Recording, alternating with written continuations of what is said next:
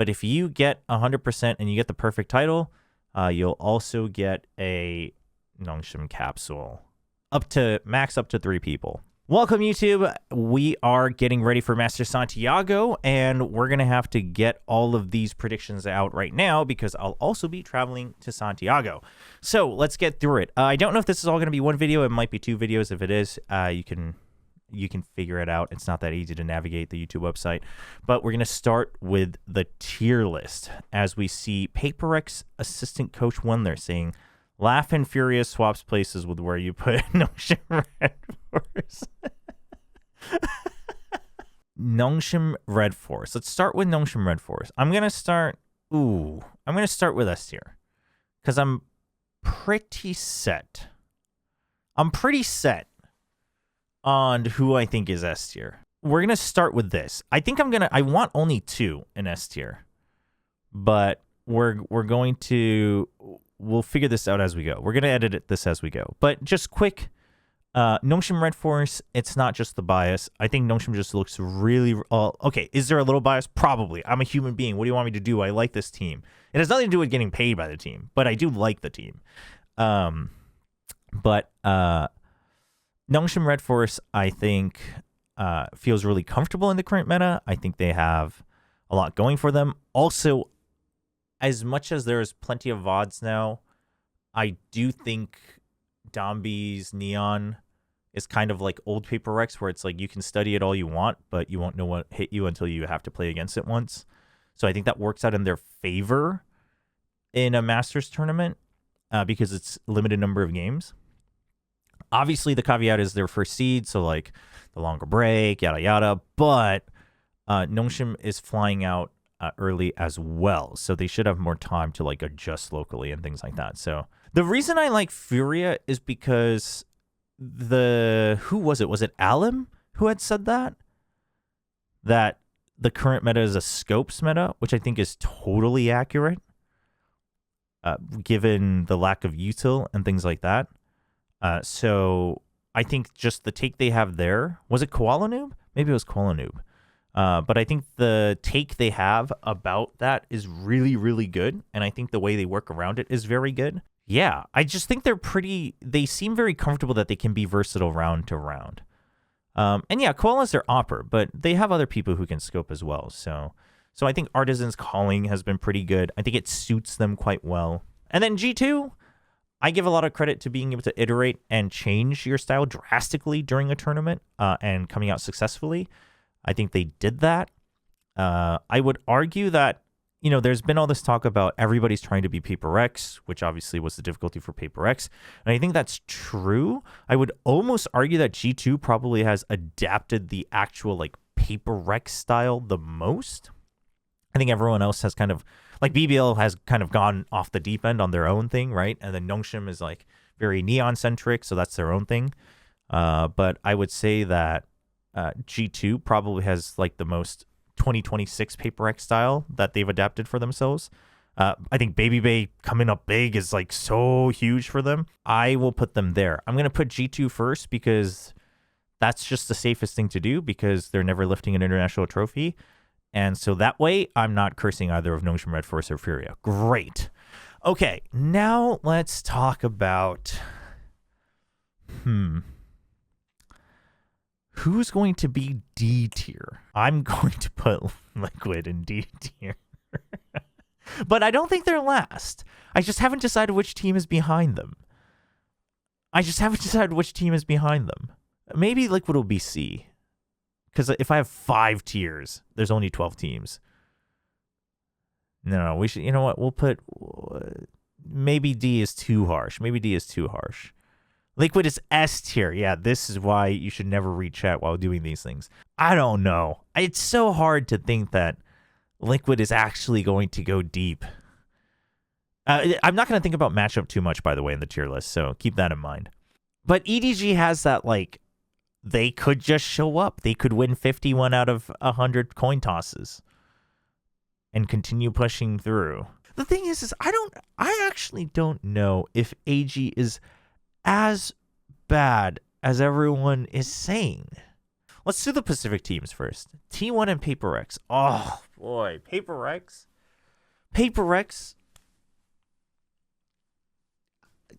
Dude, you know what the problem with both Paper X and T1?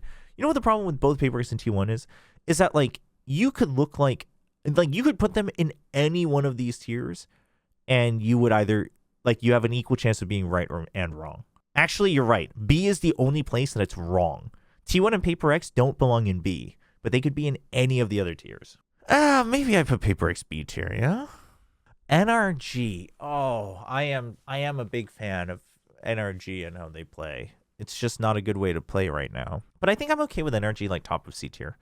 BBL Mates XOG. Let's go with Mates. Okay. Listen.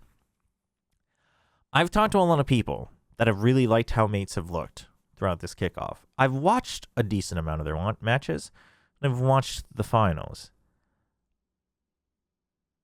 I get where people are coming from. I also did see Starkso tweet out that, you know, they should have been able to close out the upper finals, but that was on him and how he was calling and, you know, the experience, etc. Okay, so maybe you learn from that. That's cool. But I've said this before, if you need your star player to break the kill record to win your BO5 and almost break the record to barely lose the other BO5, that's not so reliable, is it? Now, Martine, I mean, if Martine does that every game, maybe. Chat, I changed my mind. NRG's here. XOG's here. Sorry, China. Sorry, VCT CN fans. I'm not sold on XOG. I just don't know if... yeah, XOG... I talked about this earlier, so let me try to rephrase it again, though. To me, XOG, and I know, you know, there's the age-old quote of Mimi saying, how are you finding a way to bring RRQ into everything? But literally, XOG to me is like an RRQ, but less refined. And I do think they adjusted decently. But if everyone's saying XOG should have beat AG, and also if everyone thinks, and I don't even think AG is as bad as other people are making them sound to me, and XOG couldn't win it, then I think that's a little bit of a problem.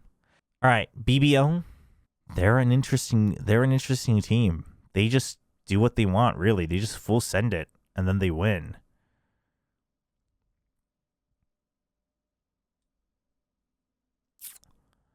I think, hold on, I know how to adjust. Oh, is All Gamers really the only D tier team though at this point?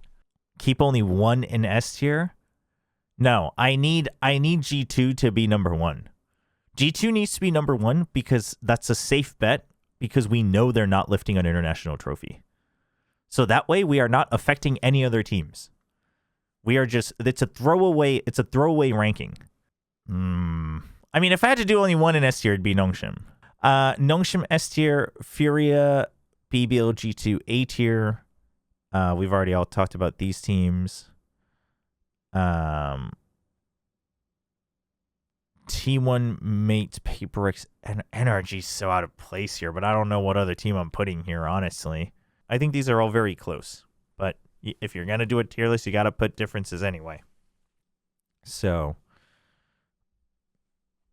I think that's going to be, I think this is it. I think I feel okay about this, honestly. I do. I'm pretty big on Furia. I like the way they play. I like the way they're thinking about the game.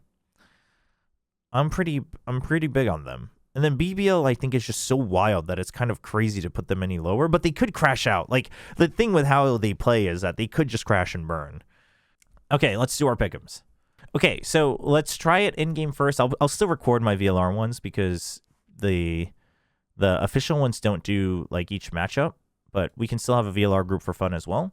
But if you get 100% and you get the perfect title, you'll also get a Nongshim capsule. Max up to 3 people. Okay, so if you've never done it through the official one, you can do it on the website. Just go to ValorantEsports.com and then Pickems, or you can do it in-game as well. Since I'm not logged into the client right now, let's do it online. You can create your own leaderboard. There we go. Invite other players. Share. We're not doing Chobra's Meat Shakers. Invite.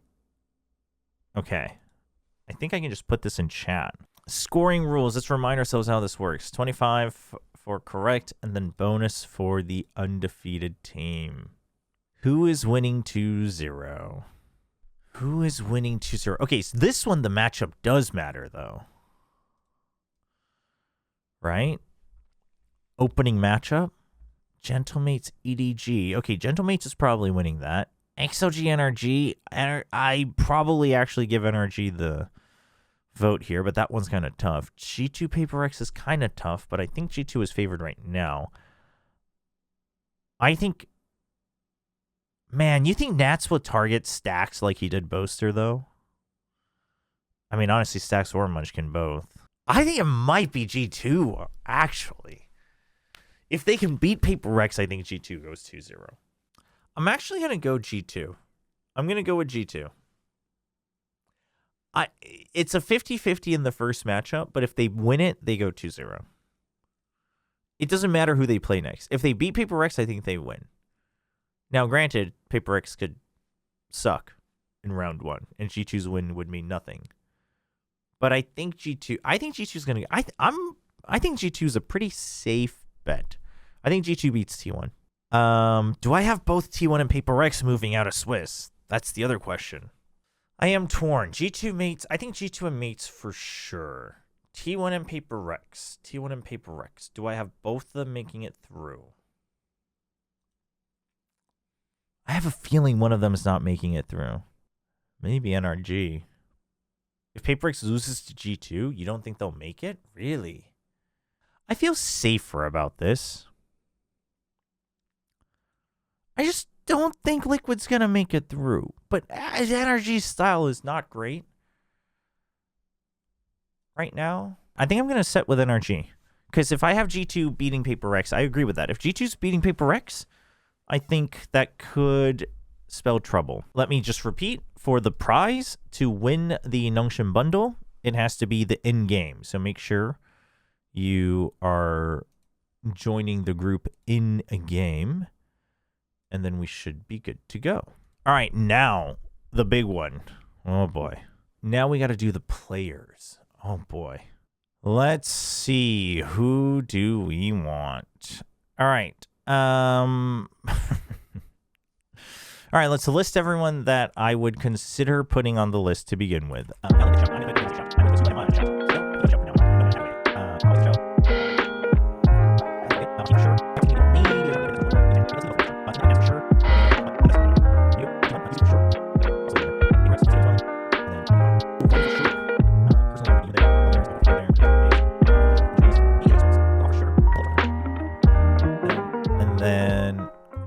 All of Nongshim. All right, great. That's a lot of players. That's a lot of players. We're gonna have to cut people out. Extros, Buzz, No Man, Lorak, Devi. I would actually put Devi highest, I think. And then I would put Extros. I would put No Man last. And then we'll put Buzz on 13 since Autumn Buzz gifted subs for him. And then Fangir got pushed out because of Buzz. So GG. Not enough dedicated Fangir fans wanting to gift subs on chat. Nats should do a speech about the meat shake to take out Chobra once and for all. Yeah, I'm okay with this. Chat. So just to talk about the players really quick, Dombi, obviously, just simply the best player. Creates the most space ever. Actually just opens up entire maps, even maps that we haven't even seen in Valorant yet. He's already opened them up. That's how Nongshim wins all their rounds. GG. He's also just so gracious to gift rounds to the other team once a half. So, #1 best player of all of VCT. Martine, literally hard carried to get them here. I think that's pretty self-explanatory. And also, just purely his Yoru itself, very, very good value. Izu, similar to Martin, I think Izu's consistency was a big reason why T1 stayed competitive throughout kickoff and then allowed the other players to slowly grow into it. I think he's also one of those, like, his scopes are really good. His Euro is really good. I think he takes fights very smartly. I think he takes the right risks. I just think he's a really smart player when it comes to taking some of these fights and the timings he takes. So I think he's feeling like in form right now. I think he's unlocked another level, seeing his growth even just within kickoff. So I'm putting Izu on third. Valen, I think also fairly self-explanatory, even just through stats. And especially when he's like still performing at this level, this is where IGLing does get a little bit of a bonus point, right? While IGLing, while changing styles, I think you have to give him a lot of credit. Forsaken, similar to Martin, puts up insane numbers. If it wasn't for him, it would have absolutely gone Map 5. If not, maybe even they don't make it. I just think, and Forsaken's one of those where it's like, it's hard to not take into account just as even the option of his flexibility, right? Like him playing the Vito, him playing the Yoru, like them going back to him flexing around and him being able to pick that up pretty quickly, I think has to count for something when it's a player like Forsaken. So I think those changes is a big reason why they were able to beat RQ. So I give him that credit as well. Mini, I think, was already a pretty well-rated player last year. They just couldn't ever really break that barrier to get to an international or playoffs, high-end playoffs. But I think Mini, very, very good. Also one of the more Sentinel space players still, and still is able to put up numbers, which should be pretty self-explanatory to how well he's playing that role. Nat's kind of a similar boat, but he's always going to get value. His IGLing also gets a slight boost. But I would say that Nat's X factor alone is so big on the maps, especially that he's good at, like Bind, that it's hard to, like, they just wouldn't be here if Nats wasn't on that team. I think not even just in Santiago. I just mean at this level. So you have to give credit to the ability that he has to basically kind of control the priority on the map, like his presence alone, and then he delivers, which is why that presence continues to be rated high by his opponents, I think, whether it's anchoring or lurking. So I think you have to rate him high. RB was, I think, one of the most consistent players on Nongshim actually throughout. Also had some big highlight moments himself, but granted, like, Domby obviously has crazy plays. Francis had some nice hopping throughout. Ivy had really big pickup kills especially in the last two matches. X-Frost, of course, absolutely popped off, was MVP of the upper finals. That all exists, but I think RB's consistency and the rounds where he does clean up for the team are so impactful. That's like what keeps it going. That I think you have to rate him highly. Also, he is also IGL, but we try not to weigh that too heavily. But that's just a little bonus point on why he might be rated above Lover's Rock and Koala Noob. Lover's Rock and Koala Noob, both incredible oppers, both incredible at the roles they do. Lover's Rock really just, I really like how Koala Noob plays, and I think his impact is really big. But Lover's Rock, when you look at the untraded first kills to untraded first deaths, it's actually a really, really sizable impact. 17.6% untraded first kills is a crazy advantage to give to your team. And then your untraded first deaths is lower than 10%. So it's not like, for instance, you look at players who like dive in all the time, and you're looking at, if you look at like Domby, right? Domby's 13.2, 11.6. So he giveth and he taketh away a little bit, right? That's just kind of how they play. But Lover's Rock, not really. Now, obviously, there's sometimes might be something where it's like, you know, the whole meme about Notion of like, well, we throw Domby in first, and sometimes that's part of the strategy. You're not going to see that as much with Lover's Rock, but I still think you have to give that edge with the stats. And then Koala Noob. I mean, I think I think he's the star player of Furia. I don't think Furia is a team that relies on one star player, but I do think he is still the star player of that team. I think his opping is insane.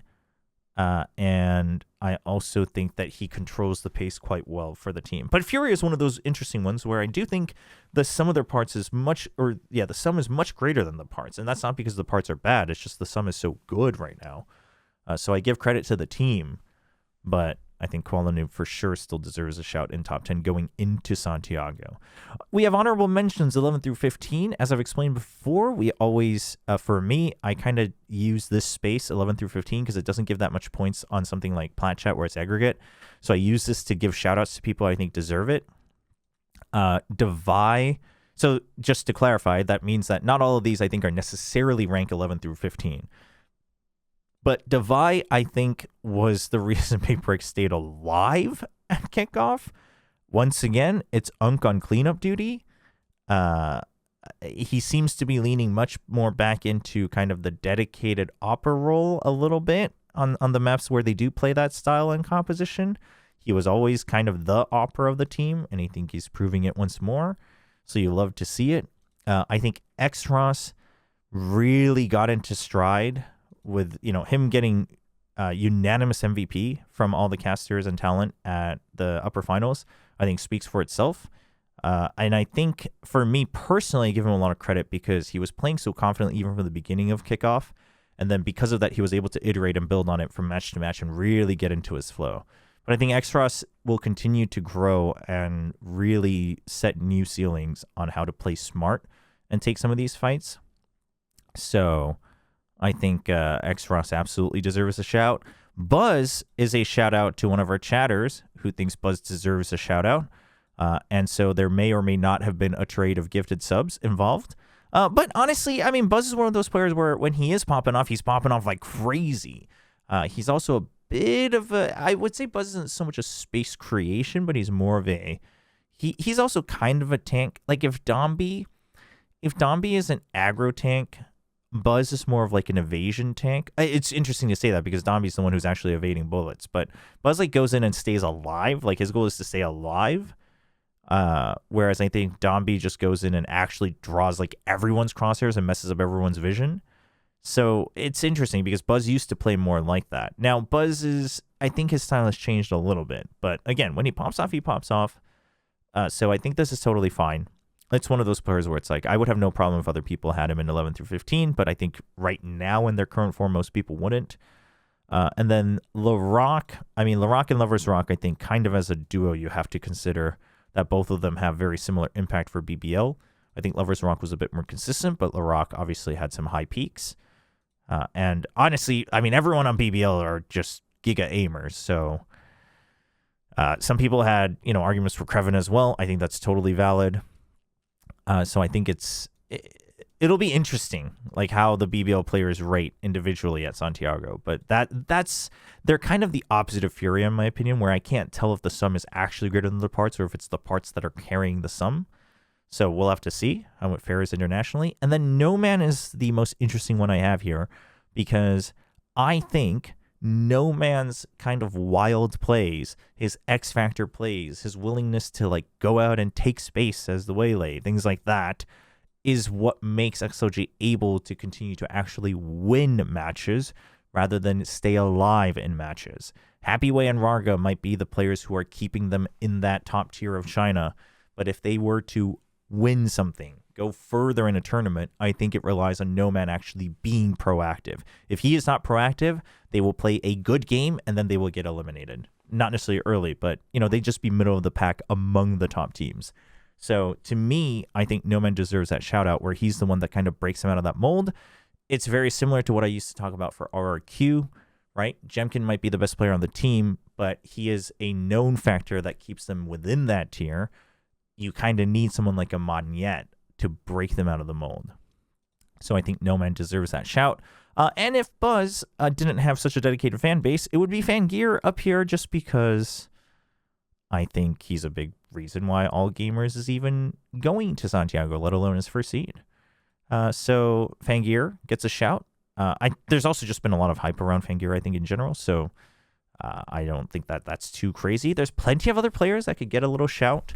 But these are the ones I have chosen. So those are my top 10 players going to Santiago. And if you're wondering, as I've explained before, top 10 players going into Santiago based on recent kickoff performance is the actual name of this list.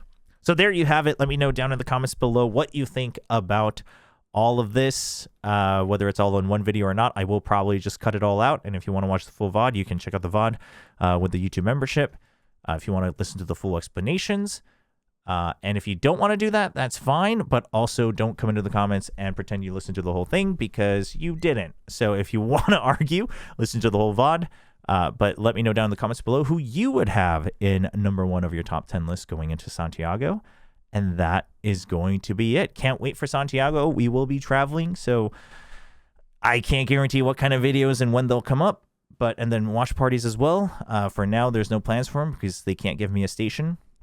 So we'll see what we can make of it. But I'll try to get you guys as much as possible from on the ground at Santiago, whether it's of the city or, of course, the event and the Nongshan players as well.